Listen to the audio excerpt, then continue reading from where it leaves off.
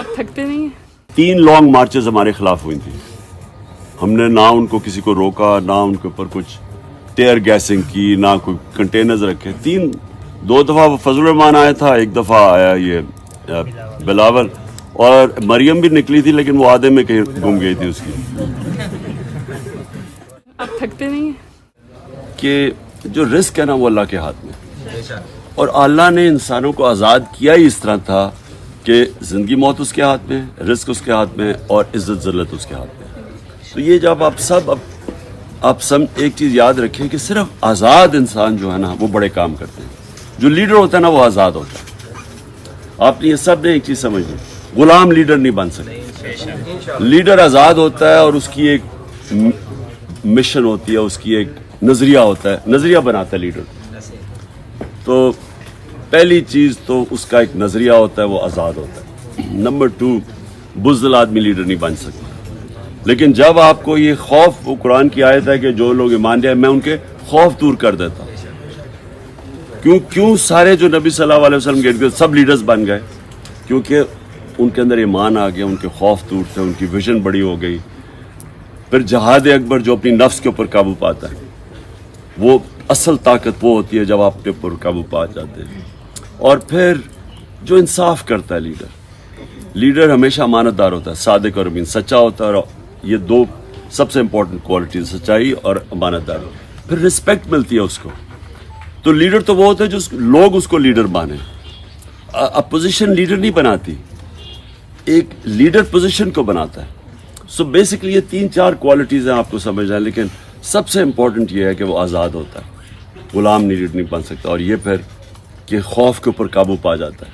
बुज़दिल आदमी लीडर नहीं बन सकता। अपनी मैं पे काबू पा जाता है, वो फिर बड़ा आदमी बन जाता है। सब जो बड़े इंसान थे, कायदे आज़म, नेल्सन मंडेला, ये सारे सब दिलेर भी थे, मैं से ऊपर थे, बड़े कॉजेज थे इनकी, अपने से बाहर। अपने कायदे आज़म पाकिस्तान के नज़रिया लेके निकले थे। मंडेला आज़ाद करना चाहता था जो कलर्ड लोग थे साउथ अफ्रीका में, 1 मैन 1 वोट।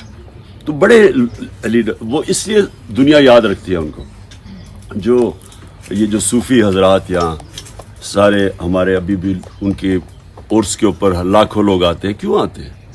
वो सारे अपनी ज़ात के लिए नहीं थे, वो बड़े इंसान थे, वो इंसानियत की बेहतरी के लिए आए थे। तो जो भी इंसानों के ये करता है, उनकी खिदमत करता है, लोग उसको रिस्पेक्ट करते हैं।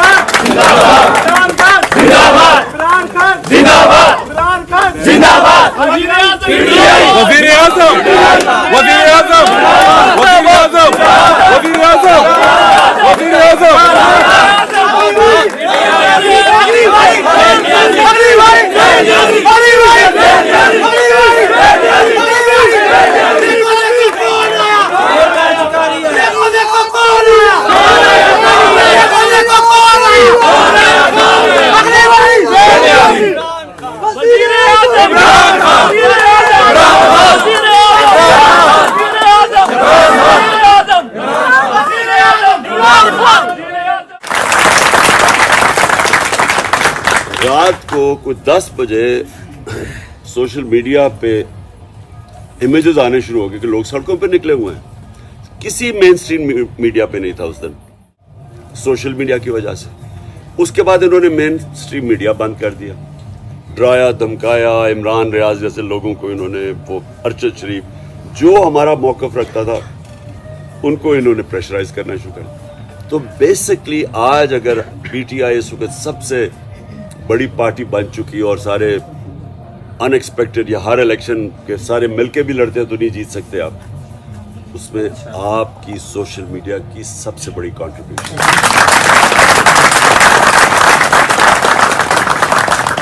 आप ना होते, सोशल मीडिया ना होता, इन्होंने मेन स्ट्रीम मीडिया को दबा लिया था। तो सोशल मीडिया का जितना बड़ा रोल पिछले महीने था, पिछले 6 महीने, उसकी वजह से हम आज इस पोजीशन में बैठे हुए हैं कि सारी पार्टीज एक तरफ है और एक पार्टी सारे मुल्क में छा गई है। اور دوسری چیز جو اگلا رول ہے وہ بھی سارا سوشل میڈیا اب اس کو ڈومینیٹ کرے گا، کیونکہ سوشل میڈیا اب ایسی پاور بن گیا ہے کہ اس کو یہ کنٹرول نہیں کر سک رہا ہے. یعنی یہ جو بھی چیزیں کرتے ہیں وہ اوپر سے دبا دیتے ہیں سوشل میڈیا میں. یہ کنٹرول نہیں ہو سکتا. اگر یہ کنٹرول ہوتا تو ان کا نیریٹو آج پریویل کرتا. وہ نہیں کرا ان کا نیریٹو، کیونکہ سوشل میڈیا کی وجہ سے آج بڑی انفارم پبلک ہے.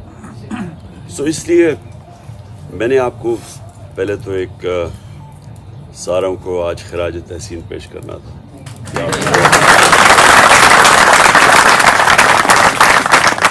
یہ $20 ارب کا خسارہ چھوڑ کے گئے. جو سب سے بڑا خسارہ ہوتا ہے نا بیرونی، جو وہ سب سے زیادہ تباہ کرتا ہے، کیونکہ وہ روپیہ آپ کا گرنا شروع ہو جاتا ہے. اگر آپ کا بیرونی خسارہ بڑھتا جائے تو آپ کا روپیہ، آپ کے پاس ریزروز کم ہونے شروع ہو جاتے ہیں، آپ کا روپیہ گرنا شروع. روپیہ گرتا ہے، غربت بڑھتی ہے، ملک غریب ہو جاتا ہے. کو ہم نے پہلے اسٹڈی کیا، پھر جب انہوں نے ہماری گورنمنٹ کرائی، ریکارڈ ایکسپورٹس تھی، ریکارڈ ہمارا ٹیکس کلیکشن تھا. ہماری انڈسٹری کئی سالوں کے بعد، پتہ نہیں سالوں کے بعد لارج اسکیل مینوفیکچرنگ کی بیسٹ گروتھ تھی. ایگریکلچر میں جو 4 مین کراپس کی بمپر کراپس تھی 2 سال ہماری پالیسی کی وجہ سے. ایک ڈیفائننگ مومنٹس سمجھتے ہیں نا. ڈیفائننگ مومنٹس کا مطلب ہوتا ہے فیصلہ کن وقت ہے آج کل پاکستان میں، اور اس کے اندر آپ کو اب اس طرح اس کے اندر آپ نے جنگ لڑنی ہے جیسے کہ آپ اپنے مستقبل کی اب جنگ لڑ رہے ہیں، کیونکہ آپ سب یوتھ ہیں، مستقبل آپ کا ہے. ایک وقت ہوتا تھا لوگ سمجھتے تھے جی ملک سے باہر جائیں گے اور ہم بڑی اچھی وہاں نوکریاں لے لیں گے اور کمفرٹیبل. وہ دن آہستہ آہستہ جا رہے ہیں، کیونکہ باہر اپرچونیٹیز کم ہیں، اسلاموفوبیا ہے. اور ویسے بھی میری طرح کا میں تو کرکٹ کھیلتا تھا، پتہ نہیں 20 سال باہر میں نے کرکٹ کھیلی ہے. لیکن دیکھیں جو اللہ نے اس ملک کو دیا نا، وہ دنیا میں بہت کم ملک ہیں جس میں اس طرح کی اللہ نے نعمتیں بخشی ہیں. مسئلہ یہ ہے کہ کسی بھی ملک کے اوپر آپ چوروں کو بٹھا دیں ملک تباہ ہو جاتا ہے. آپ ایک فیکٹری کے اوپر چور بٹھا دیں، آپ کی فیکٹری بند ہو جائے گی. تو یہ ہو ہی نہیں سکتا کہ جو اللہ کا نظام ہے، جو کہ ہمارے نبی صلی اللہ علیہ وسلم کی حدیث، انہوں نے جو کہا ہوا ہے کہ جو قومیں چھوٹے چوروں کو جیلوں میں ڈالتی ہیں اور بڑے ڈاکوں کو نہیں پکڑتی وہ تباہ ہو جاتی ہیں. یہ انہوں نے 1500 سال پہلے جو انہوں نے اس کا ایکچولی مطلب ہے جدھر رول آف لا نہیں ہے. نظر آ رہا ہے آپ کو کہ یہ سارا نواز شریف شباز، وہ ملک کا کیا مستقبل ہوگا جدھر فائنانس منسٹر جو ہے اس کا ریٹن اس نے ایفیڈیوٹ دیا ہوا ہے ایک میجسٹریٹ کے سامنے کہ شریف خاندان کی یہ منی لانڈرنگ کرتا تھا، ان کا پیسہ چوری کر کے باہر لے کے جاتا تھا. اس کی ابھی بھی وہ اسٹیٹمنٹ اویلیبل ہے.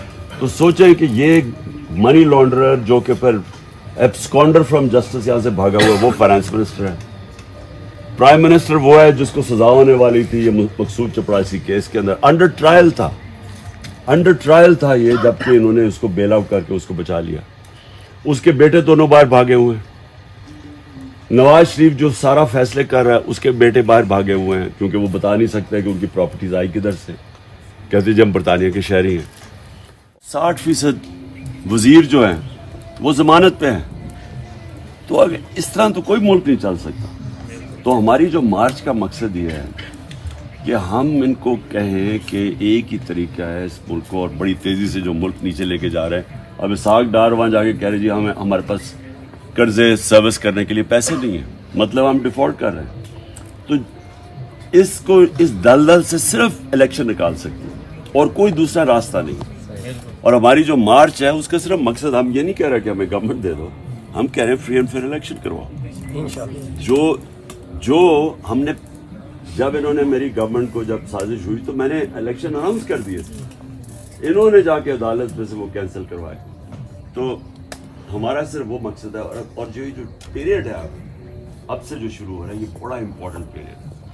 یہ ہم پوری مارچ کی تیاری ہے ہماری، اب بس فائنل ٹچز دے رہے ہیں.